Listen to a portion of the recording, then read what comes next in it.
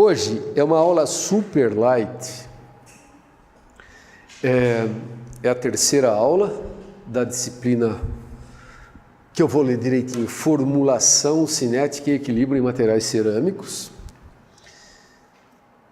É light, é uma aula de revisão, mas é importante e eu, como já ministrei várias vezes essa disciplina, sei que os alunos se confundem.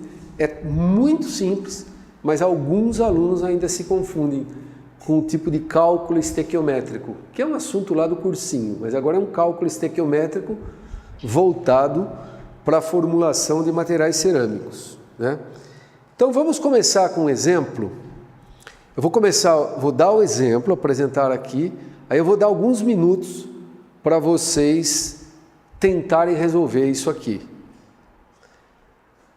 Não é reformulação, agora é formulação mesmo, é conta, né? Então vamos lá. O problema que nós queremos atacar é o seguinte: como obter uma determinada composição? Podem colocar aqui, vai, 75,4% de sílica, 23,1% de alumina, 4,5% de álcalis, que seria Na2O e K2O. Então nós queremos obter essa formulação aqui, porque alguém já formulou e achou que é 75. Achou que dá um bom resultado. E nós temos 3 matérias-primas, alfa, beta e gama, né? Com essas porcentagens de sílica, de alumina e de R2O. Estão copiando? Antes de vocês começarem a fazer o exercício, aí a gente faz um break aqui na gravação. Que matéria-prima seria a alfa? Dando uma olhada aí na composição, que matéria-prima é essa?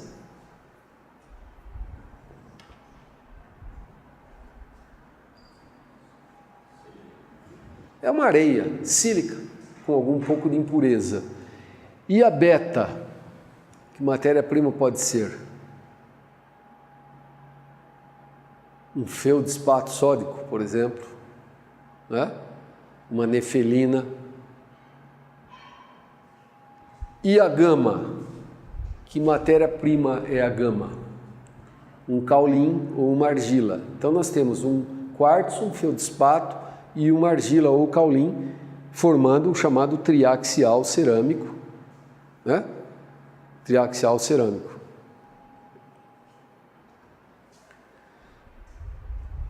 Pergunto a vocês: quanto de alfa, de beta e de gama nós precisaríamos para obter essa formulação? Eu não quero que vocês façam conta demais, tem que fazer um monte de conta. Só quero que montem um problema, até porque, como por algum motivo, acho que eu mesmo coloquei o dedo suado aqui, como apagou isso aqui, eu não sei exatamente qual é esse valor, pode ser que não dê solução. Mas esse valor aí não tem que ser a soma das medidas, 100%? Oi, não. Não, como 100%? Se eu somar isso aqui, dá muito mais que 100%. Hã? Ah, claro. Brilhante. Brilhante. Quanto deu? 72, brilhante. Mas, de qualquer forma, boa, obrigado. É isso mesmo. Independente disso, eu não quero que vocês fiquem fazendo conta aqui. Vocês entenderam que a ideia é montar um sistema de 3 equações, 3 incógnitas. However, né? Entretanto, né? Se fosse usar aquele valor que eu tinha chutado, 75 e pouco, o que ia acontecer? Não ia dar solução. Um sistema com 3 equações e 3 incógnitas, você batendo o olho não sabe se dá solução ou se não dá solução. Imaginem, por que eu estou voltando nisso? Imaginem aquele sistema de 20 equações com 12 incógnitas, que a gente estava tentando resolver com o Reformix. Muitas vezes não tem solução. É por isso que lá no Reformix, ao invés de colocarmos isso vezes a quantidade de alfa, mais isto vezes a quantidade de beta, mais isto vezes a quantidade de gama, igual a 4,5, lá no programa é colocado assim, maior que 4, menor que 5. Ou maior que 4,4, menor que 4,6. Lembra aqueles erros que vocês colocam? É um sistema de inequações, justamente para evitar esses casos em que pode ter nenhuma solução, uma única solução ou muitas soluções. Quando não tem nenhuma solução, como nós resolvemos?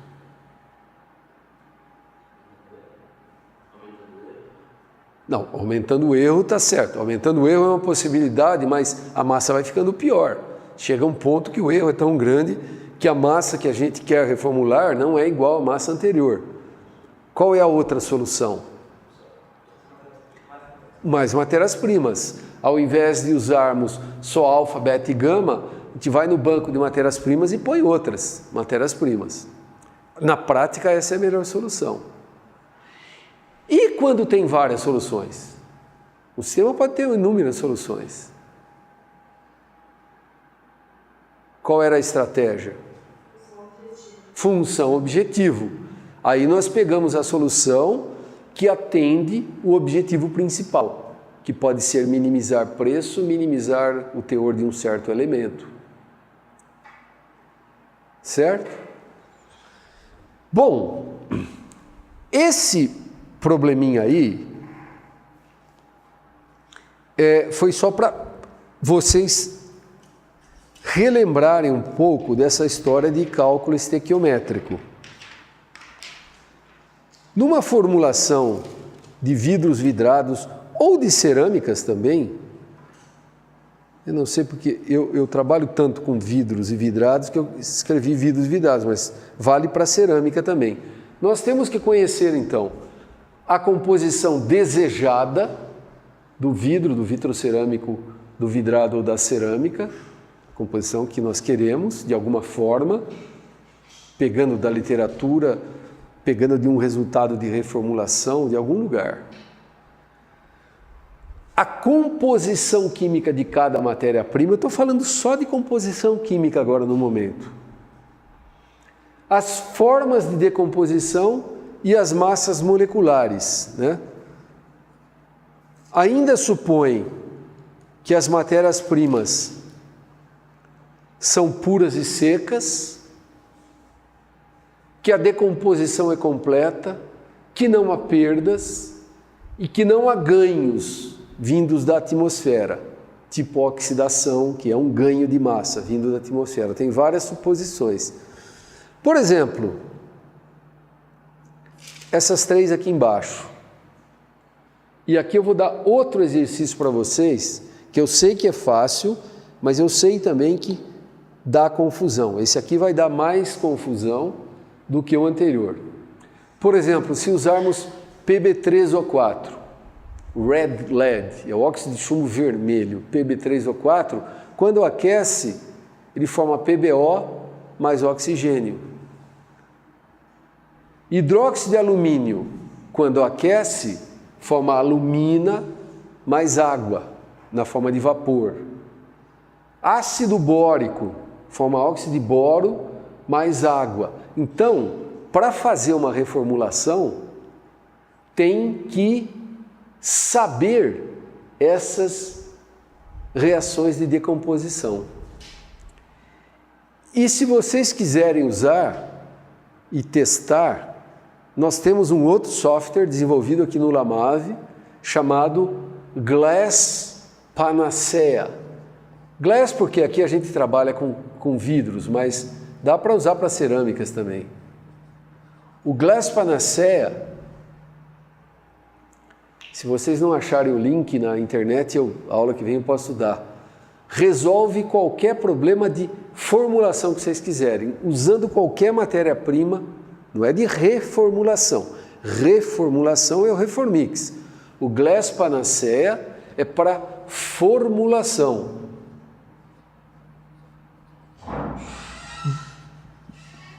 Do tipo daquela que eu dei no exercício anterior e de um curtinho que eu vou dar agora.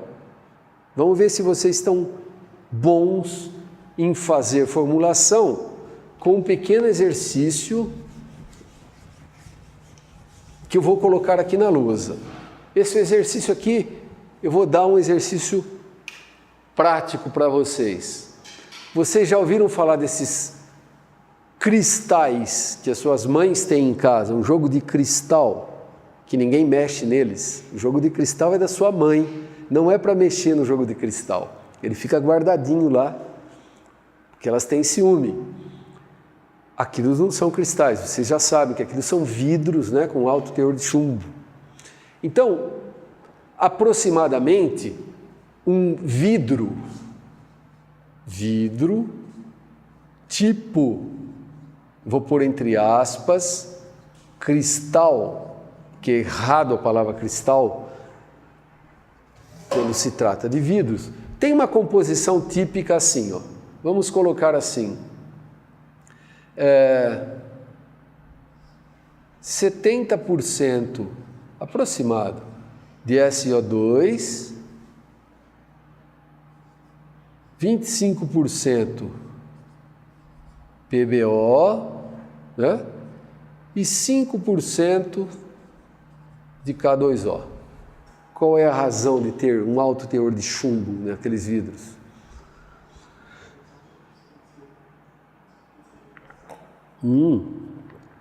Aumenta o índice de refração. E aumentando o índice de refração, o que acontece com o vidro?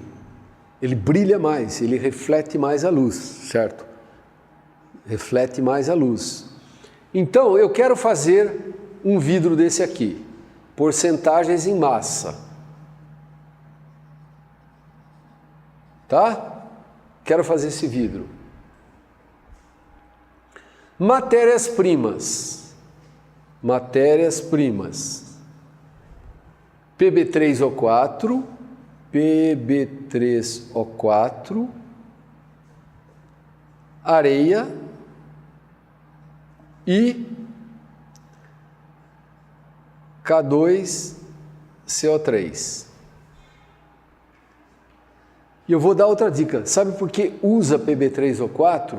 Porque ele não ataca o cadinho de platina. O PB3O4, quando aquecido, ele solta oxigênio, então mantém condições oxidantes, não ataca cadinho de platina.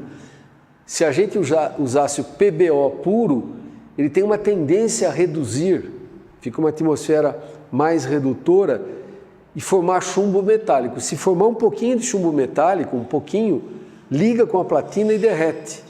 A liga chumbo-platina de baixíssimo ponto de fusão derrete o cadinho, faz buracos no cadinho. Por isso que usa PB3O4.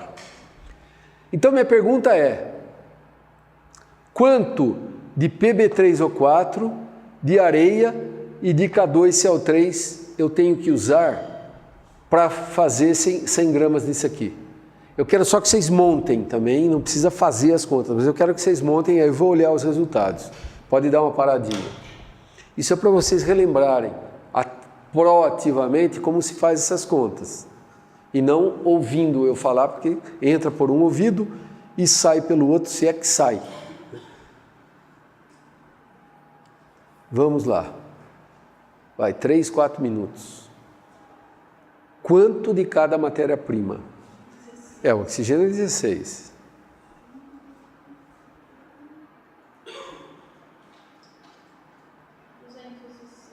Olha como é pesado. Então, chumbo é 207. Silício, 28. Silício é 28. E o potássio? potássio 39. Então, essa conta aqui, olha aqui, ó, 1 mol de Pb3O4 vai dar 3 moles de PbO e meio de oxigênio.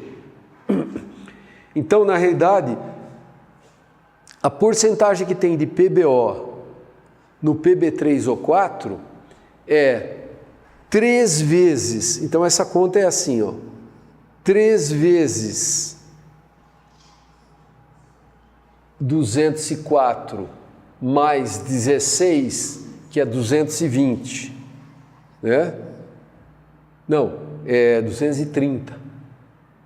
220.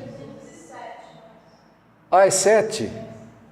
Ah, é 207. Então aqui vai dar 223. Dividido por quanto? 3 vezes 207.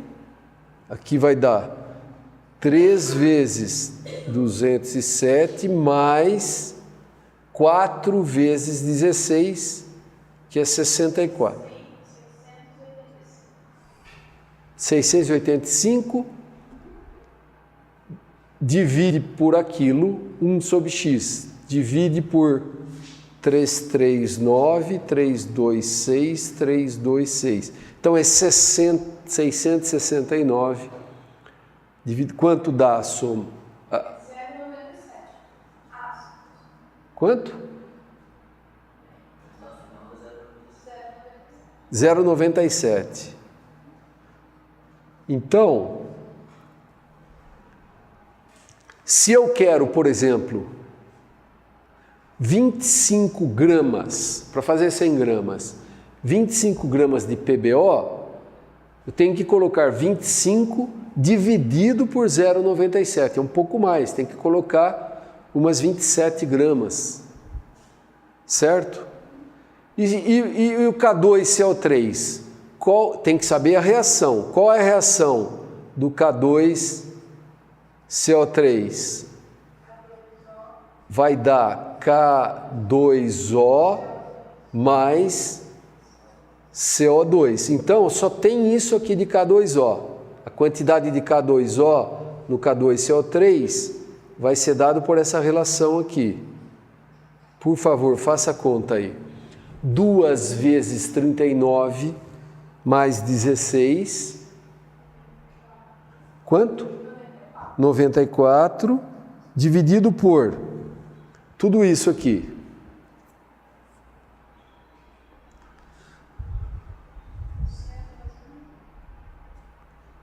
K2CO3. Carbono é 12.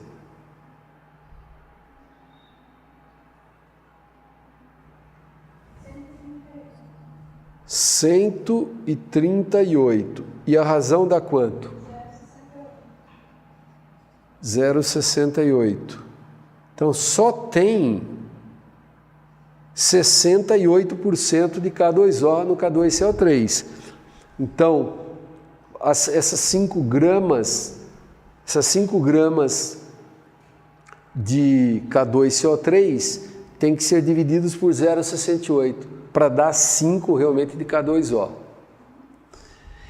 Essas contas são simples, mas olha, você tem que entrar para procurar o peso molecular, pode dar uma... e tem que conhecer a reação. Essas reações nem sempre você conhece. Se eu não tivesse dado essa aqui, é difícil saber o que vai acontecer. E tem compostos chatos, com amônia, com outros voláteis, com água. Tem compostos que a gente não sabe de cabeça qual é a reação. Daí o software, esse Glass Panacea, é só entrar com a composição desejada, puxar as matérias-primas desejadas, e tem um banco de dados enorme lá, os chemicals aí, ele faz a conta em segundos para vocês. Tá? Mas é bom saber a lógica. Eu sei que vocês sabiam essa lógica, mas se eu dou várias dessas composições para fazer sem as reações, eu tenho certeza que vocês acabam se confundindo. Todo mundo sabia fazer isso, né? Sabia. Não tinha esquecido lá do cursinho e tal. Tá bom. Ok. Já que sabiam, a gente pode ir dando um probleminha um pouco mais elaborado. Por favor, copiem, vai demorar um pouquinho, mas eu quero que vocês copiem isso para a gente fazer um probleminha mais interessante. Agora vai ficando mais próximo de um problema real envolvendo matérias-primas cerâmicas. Isso, sentar aí na frente é melhor. Esse problema eu estou pedindo para vocês copiarem, porque eu vou dar uma lição para casa, que é usar o Reformix para resolvê-lo, né? Então, utilizar o software Reformix para resolver isso aí. Eu não dei ainda o problema, só vocês estão copiando só as matérias-primas. O problema eu vou dar daqui a pouco.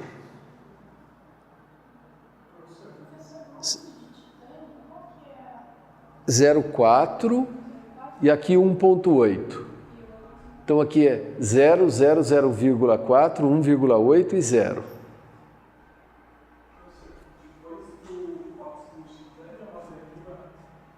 Ferro, Fe2 ou 3. Que é Fe2 ou 3? São as duas que dão cor. Isso aqui é perda ao fogo. Cálcia, magnésia, sódia, potássio. Agora,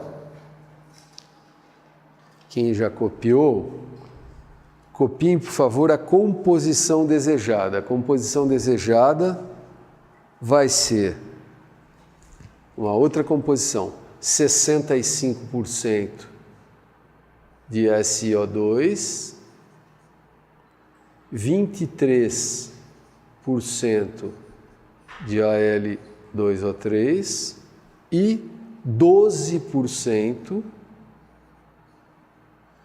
de MgO. Veja que problema interessante, real, esse já é um problema real. Nós queremos fazer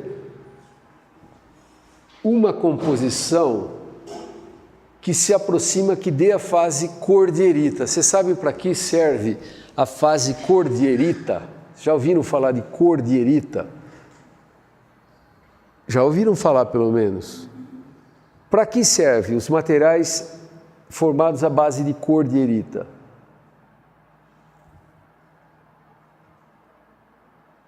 Cordierita é um silicato de magnésio, alumínio, um silicato de alumínio e magnésio, cuja composição teórica é 2,2,5, 2 de MgO, 2 de Al2O3, 5 de SiO2. Mas a gente quer formar materiais à base de cordierita, às vezes porque a cordierita tem baixíssimo coeficiente de expansão térmica, então ela resiste muito ao choque térmico.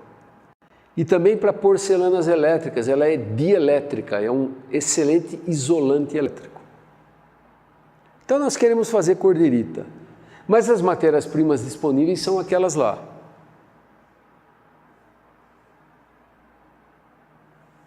Nós vamos resolver de duas formas. Uma forma aqui na classe, outra forma em casa com o Reformix. Tá? É um exercício para vocês ganharem um pouco de prática e habilidade com o Reformix. E vão me trazer a aula que vem. Mas olhem essa que eu quero e aquelas matérias-primas. Qual é o problema que vocês enxergam? Não tem problema nenhum, só batendo o olho na análise das matérias-primas e no que eu quero. Você precisa fazer uma mistura das matérias-primas que você tem para poder obter o que você quer. Não, precisa, mas eu quero saber quanto de cada uma, é o problema. Quanto eu ponho de cada uma, mas qual é o problema? Olhem lá. Tem o incógnito para 3 equações. Quando tem muita incógnita para 3 equações, pode ter muitas soluções. Mas tem E elementos químicos que Que não... não que não são- necessariamente. tem elementos químicos lá que eu não quero. Certo? Esse é um grande problema quando a gente trata com matérias-primas naturais. Se nós fôssemos usar chemicals, carbonatos, óxidos e tal, você evita, mas com matérias-primas naturais, eu sou uma indústria cerâmica, não posso usar chemicals, fica absurdo. Tem elementos químicos que eu não quero. Com o Reformix, como é que vocês vão resolver esse problema? Qual vai ser a função objetivo? De diminuir, de minimizar. Todos os que você não quer. Então você vai achar, como alguém já falou, deve ter muitas soluções, pode ter muitas soluções, eu não sei ainda, batendo assim, não sei, mas pode ter muitas soluções. Se tiver muitas soluções, o Reformix vai achar aquela que minimiza a quantidade de todos os estranhos, que são cálcio, ferro, titânio, sódio e potássio. Nós queremos minimizar tudo isso. E eu vou deixar vocês pensarem como vocês vão resolver esse problema em casa. Mas aqui nós vamos resolver de outra forma.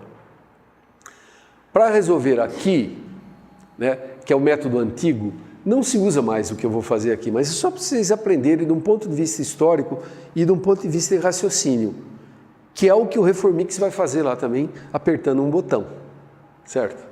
Antigamente não tinha esse botão, era a gente que tinha que resolver. Então o que a gente faz? Recalcula as matérias-primas, está aqui embaixo, para dar só o que interessa. Como recalcula? Renormaliza. Eu só pego o teor de sílica, alumina e magnésio, somo, digamos que dê 90% na matéria-prima A. Né? Divide tudo por 0,9 e elimina as outras. Não, eu não tirei as outras, é só para fazer conta, certo? Então normaliza, isso aqui é normalizado para dar, olha aqui, soma isso, mais isso, mais isso, tem que dar 100%. Só alumina, sílica e magnésia, ok? Primeiro passo. Normaliza. Normalizou? Vamos resolver graficamente. E eu não vou dar a solução para vocês acompanharem como se faz isso no braço, o método antigo. Então, pelo método antigo, eu peço para vocês aí fazerem um triângulo de um bom tamanho, metade de uma folha pelo menos, ou uma folha inteira ou metade de uma folha, um triângulo equilátero, meio caprichadinho, quem tiver régua faz com régua, né? Ou empresta, um triângulo equilátero mais ou menos caprichado. E agora vamos lá, feito esse diagrama, vamos plotar cada uma das matérias-primas. Então, eu volto aqui à nossa fórmula de matérias-primas corrigidas e vocês vão me ajudar a plotar nesse gráfico. Tudo aproximado, porque eu não tenho precisão fazendo assim à mão. Então, aproximadamente, a matéria-prima A, onde ficaria nesse diagrama aí, ternário? Matéria-prima A, ela tem 55 de sílica, esse 0,1 não dá nem para colocar ali, e 45 de alumina. 55 de sílica, 45 de alumina. Então, ela vai ficar aqui. 1, 2, 3, 4, 5, 6. Aqui é metade. Mas ela tem 55 de sílica. Aqui assim, não está bem na linha porque tem 0,1 de um outro elemento, tá? Então está por aqui. Essa aqui é a nossa matéria-prima A. Vão fazendo aí no caderno. Vão fazendo vocês sem olhar na lousa para ver se dá certo. Eu vou tentar fazer na lousa, vocês tentem fazer no caderno, plotar 5 matérias-primas. Então, a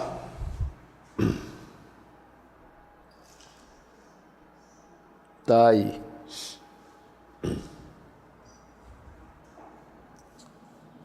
B, 66,33.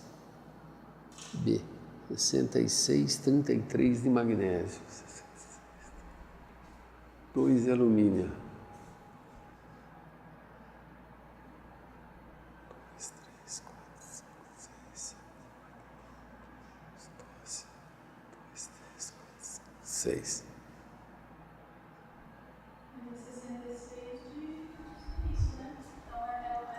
É silício. Ela vai descer um pouco. É silício.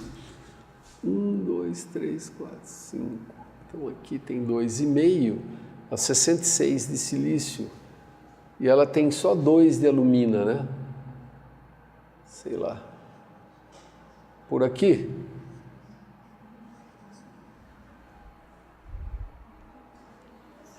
Oi. 60-40 na C. Oi.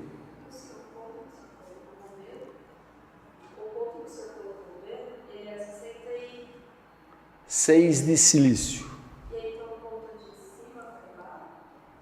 Ela está mais perto do silício, porque ela tem 66.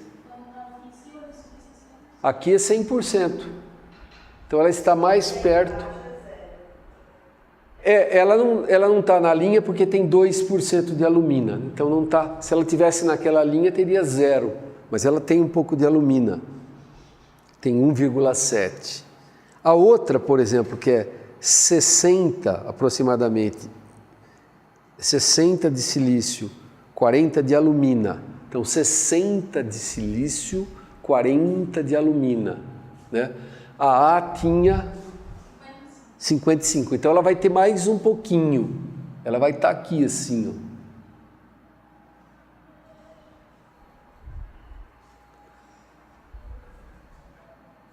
C.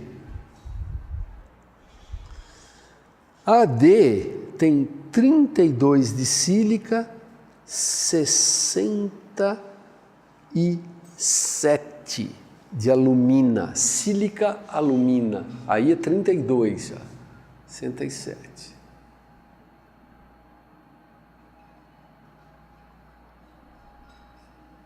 D.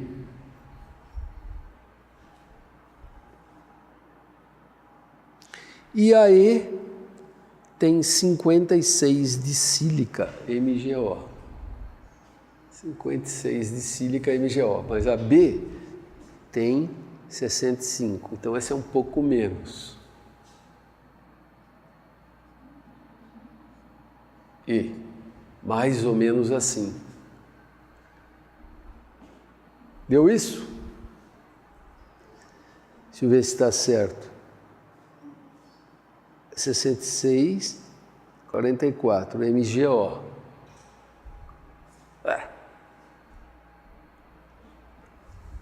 Mais ou menos, dentro da precisão que eu tenho de fazer à mão.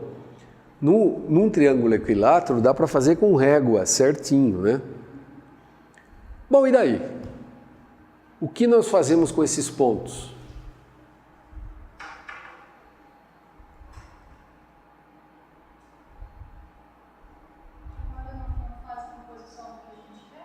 Agora vamos pôr a composição que a gente quer. Então, vamos pôr a composição que nós queremos, que é... Onde é que ela está? Aqui. Essa que a gente quer tem 12 de MgO. Vai estar por aqui assim. 12 de MgO, 65 de sílica.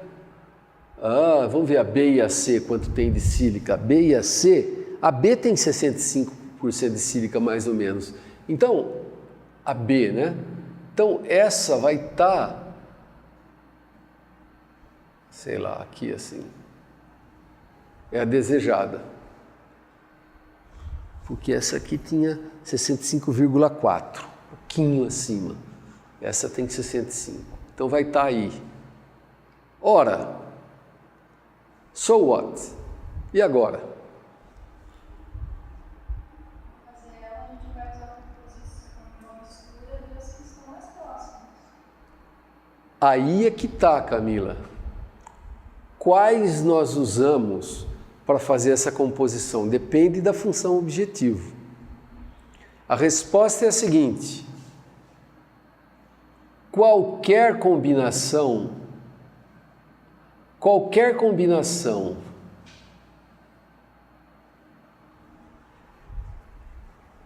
que leve a composição desejada dentro do triângulo tem solução. Esse é o método visual. Por exemplo, com essas três aqui, ó,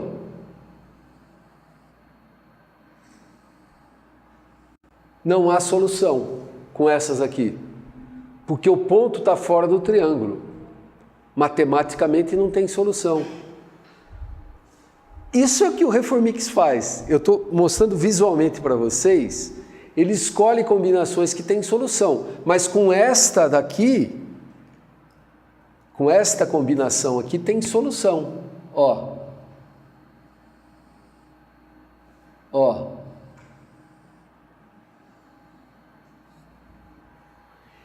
Ou combinações lineares. Se é para acertar uma certa propriedade, dá para fazer isso aqui, ó. Pegar 50% de cada uma dessas, certo? E fazer esse negócio aqui. Enfim, vocês estão percebendo que tem infinitas soluções? Dá para pôr 50 de uma, 20 de outra. Tem muitas soluções. Eu vou pegar uma delas, puxando aqui fora. Vai, ó.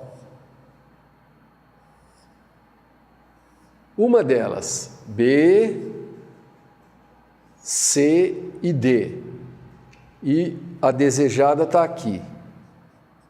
Digamos que eu tenha escolhido essas três. Pode parar um minutinho de gravar. Façam no caderno com essas três. Qual é a solução? Com essas três aí, qual é a solução? Pessoal, vamos me acompanhar? Depois vocês terminam a conta. O que importa é a lógica do raciocínio estar certo, né? Eu espero que vocês tenham feito assim, olha. Quanto tem de B? É só pegar uma linha daqui até aqui, de B vai ser este segmento dividido pelo total. Então, a porcentagem de B é aquele segmento x dividido pelo total. E assim por diante. Quanto vai ser o de D? Vai ser esse pedacinho aqui, vai ser pouco. Isso aqui vai dar um pouquinho só de D, um pouco mais de B, e de C tem bastante, porque vai ser todo esse segmento aqui, pegando do C até aqui, ó, vai ser tudo isto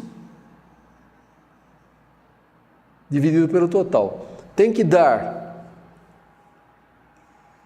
Claro que cada um fez o desenho diferente, mas aproximadamente um pouquinho de D, um pouco mais de B e bastante de C. Por isso que só tem solução quando a composição desejada estiver contida num triângulo, numa figura geométrica qualquer. Por exemplo, esse ponto aqui dá para obter solução usando todas as matérias-primas. Ela fica contida na figura delineada por todas as matérias-primas. Vocês têm acertado a lógica? Vocês tinham feito certo? Não? O que você tinha feito, Francisca? Oi? Pelo sistema, igual a gente estava fazendo na primeira vez. Pelo sistema? Ah, você não estava fazendo pelo método geométrico? Sei. Não, mas está certo também. Está certo também. Você pode fazer por aquele método também. Mas aí dá um trabalho danado aqui. Era só para entender a lógica. A lógica de como se resolve isso. E também a lógica de saber se tem ou não tem solução. Qual é o problema desta solução que nós encontramos aqui? A massa final vai conter sódio, potássio, cálcio, ferro e titânio. A massa total vai conter isso.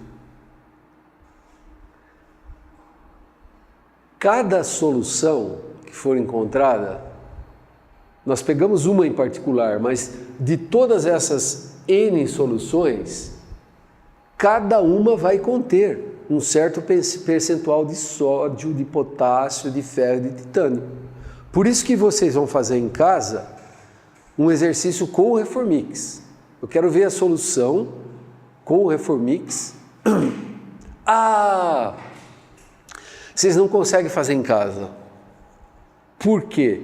Essas matérias-primas não estão cadastradas. Nós vamos fazer diferente. Agora vocês vão fazer em casa com as matérias-primas que estão cadastradas, tá? Não vai ser com estas aqui, porque acho que elas não estão cadastradas. Talvez estejam cadastradas do ano passado, mas eu não lembro. Se tem alguma matéria-prima chamada alfa, beta, gama lá, ou A, B, C, naquela lista? Bom, combinado assim. Se tiver A, B, C, D, E, que ficou lá do ano passado, vocês podem usar. Se não tiver, é para usar todas que estão lá na base de dados, minimizando o teor de tudo que não for cálcio, que não for magnésio, alumínio e ferro, tá certo? É um bom exercício para vocês montarem do zero, resolverem e virem com uma solução aqui. E tem solução, porque usando todas aquelas matérias-primas lá vai ter solução, espero. Erro mínimo, vai deixar o erro no mínimo, porque não tem capacidade de troca de cátions, não tem distribuição de tamanho de partículas, não tem análise mineralógica, estamos usando o Reformix para resolver a parte de análise química. Tá certo? Bom, por hoje é só, pode continuar gravando um pouquinho mais, que eu quero então reforçar o seguinte: vocês vão pesar as massas, 500 gramas de cada uma, e depois de pesar, tem que peneirar, passar numa peneira, que é para homogeneizar um pouco, para tirar os aglomerados, né? Mas o técnico vai estar lá com vocês, eu dou um pulo lá mais tarde também no laboratório. Isso que é o importante hoje. Na aula que vem, nós vamos aqui dar transformações térmicas, que é o que ocorre quando essa mistura de matérias-primas aí vai ser sinterizada, e na segunda parte vocês já vão poder produzir as 30 barrinhas cada grupo, tá bom? Por hoje então terminamos, bem curto.